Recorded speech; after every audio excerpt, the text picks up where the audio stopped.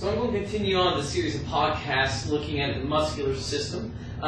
These muscles that we'll discuss today are called the extrinsic eye muscles, the muscles on the outside of the eye, of which we have two types. And the first one we see here very obviously is the fibers are very straight on this muscle. This is called a rectus muscle. Rectus means straight. And the one beneath this you can see some example of is an oblique muscle that runs a little more obliquely, runs transverse or obliquely to the plane. So with these two muscle ideas intact here, we want to talk about the first one we see here, our superior rectus muscle. Superior rectus muscle attaches to help move the eye up and down.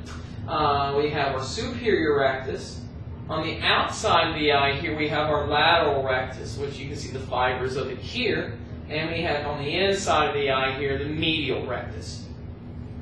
Let's look at it like so, with the eye contents have been removed, and again you can see the superior rectus, lateral rectus, and the medial rectus here.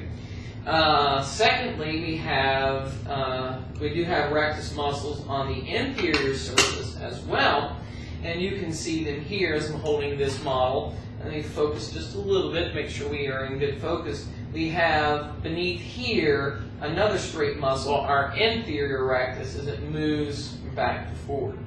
Lastly, we want to talk about the oblique muscles. Let me take this eye apart and lay them down here. We'll zoom in just a little bit. As we discuss, just above our inferior rectus, you will see the inferior oblique muscle here very clearly. It shows up quite nicely.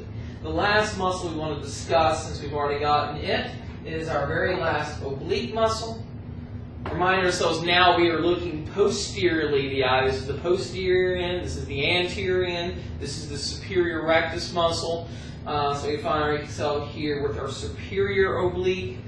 Turn it around one more time just to see it in this position too, as we've been looking at it from the beginning.